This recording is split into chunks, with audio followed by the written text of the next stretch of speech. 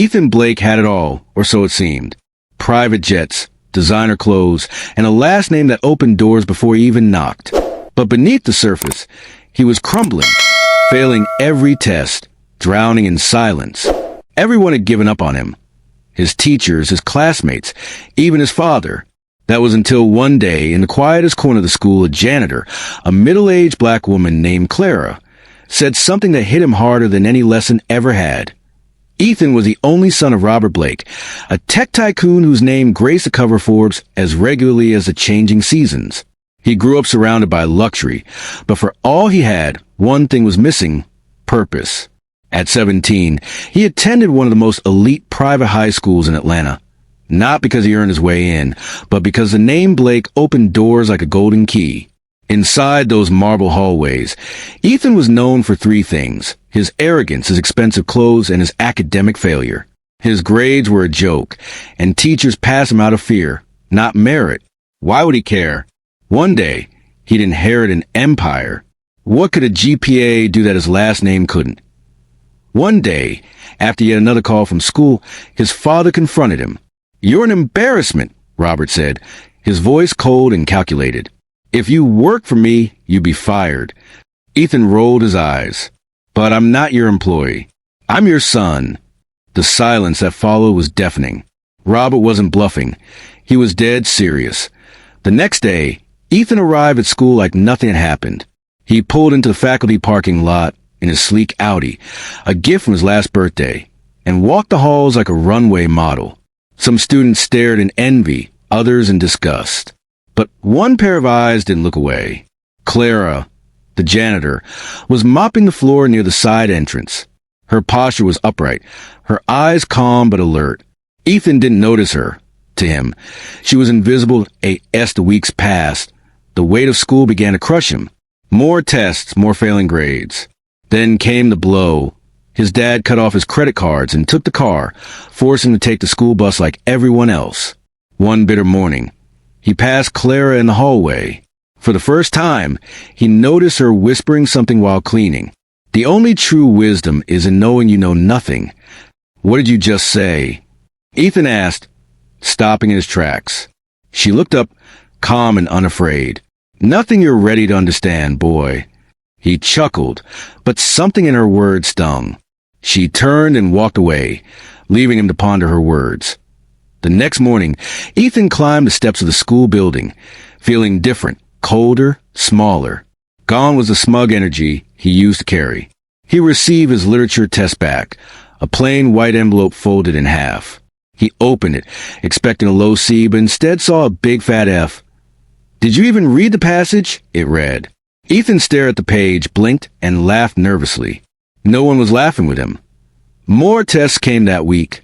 Math 24%, history 31%, biology a solid 0. It wasn't funny anymore. The school counselor called him in again, her voice serious. "Ethan, you're academically at risk. Statistically, you're at the bottom of the entire senior class." He shrugged. "I'll hire a tutor." "You already had 3. They all quit." That shut him up. Later that day, he ducked out to the back entrance to avoid being seen, and there she was again, Clara, scrubbing a soda spill near the cafeteria. He stopped. "You said something last time about Socrates." She stood slowly, wiping her hands on her apron.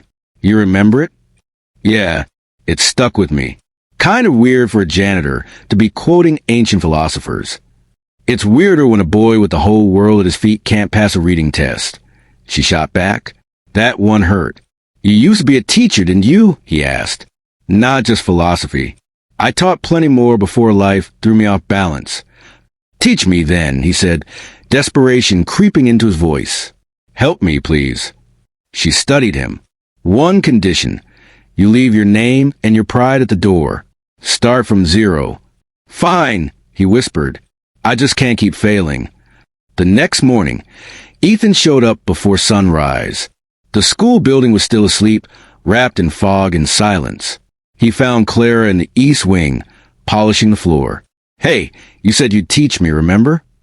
"I remember. I also said it wouldn't be easy." "I don't care. I need this." "Then let's begin." But first, you should know my name, please. Clara Johnson, she replied.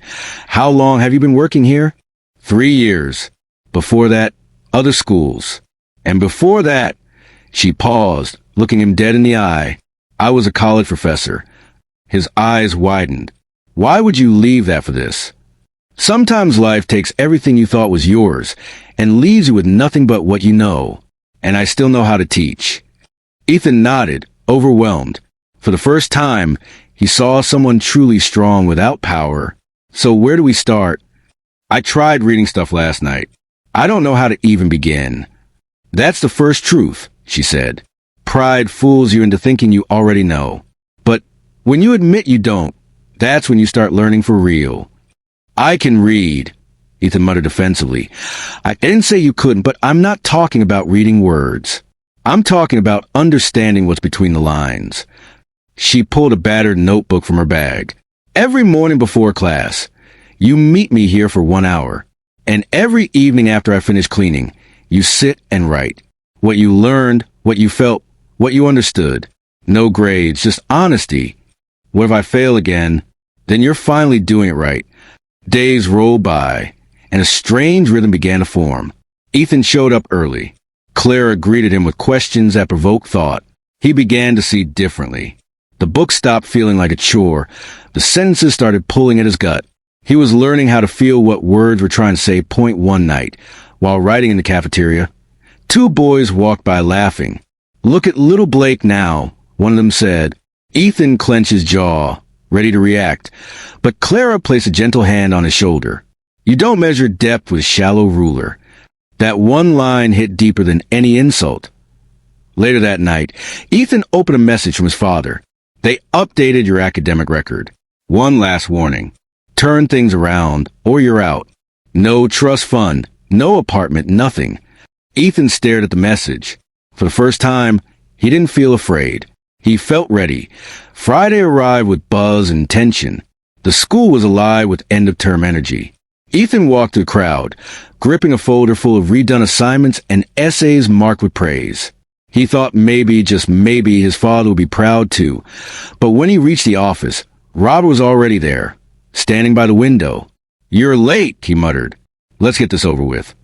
The school counselor handed over Ethan's new report. Robert scanned it, his expression unreadable. This is what you call progress. I'm trying, Ethan said. Honestly, try with who?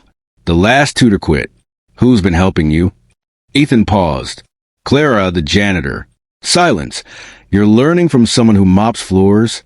She was a professor before. She's done more for me than you ever have. If you don't stop seeing her, you lose everything, Robert warned. Your money, your car, your name. Then maybe I need to lose it all, Ethan said, trembling, to figure out who I really am. Robert stared at him coldly. Pack your things. You're done. The next day, Clara was gone. Fired early, no warning. Ethan searched the halls, feeling like he couldn't breathe.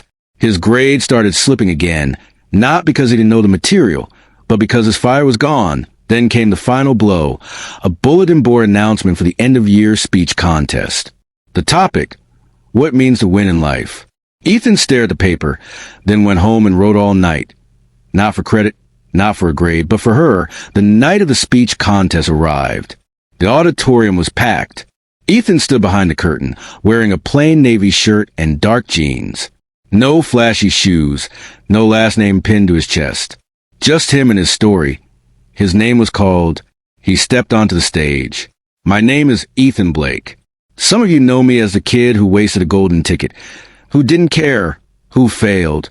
They say I had everything. But I didn't have the one thing that mattered. Someone who believed in me until she showed up. She wasn't my teacher. Not officially. She wasn't paid to help me. She had no office, no authority, just a mop and a heart big enough to see through my anger. She taught me how to read between the lines in books and in life. She didn't just clean the floors of the school. She cleared the fog in my head. The air shifted. People leaned forward.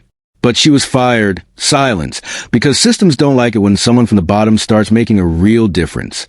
So today, I'm not speaking to impress you. I'm speaking to honor her.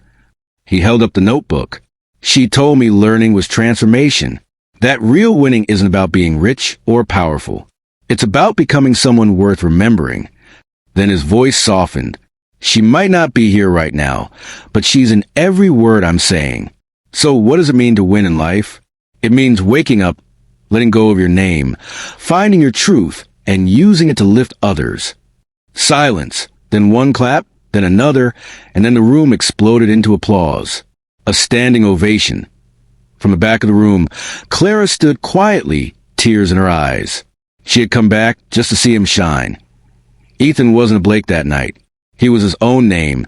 The video of his speech spread fast. Billionaire's son credits school janitor for saving his life. That headline traveled further than any Blake Corporation deal ever had. Clara was offered a speaking engagement at a local college. Then another, then a teaching position. Doors reopened. Not because of a resume, but because of a truth that couldn't be ignored anymore. Ethan passed every class, not with pity, but with purpose. He declined Ivy League offers and chose a small college focused on social justice and education. When asked why, he said, "Because I want to teach the way she taught me and build a place where no one has to ask to be seen." The sun was high over Atlanta the day Ethan knocked on a modest front porch, holding an envelope. Clara opened the door, wearing a simple cardigan and a look of quiet surprise. "You didn't have to come all the way out here." "I did," Ethan replied, handing her the envelope. Inside were his high school diploma, his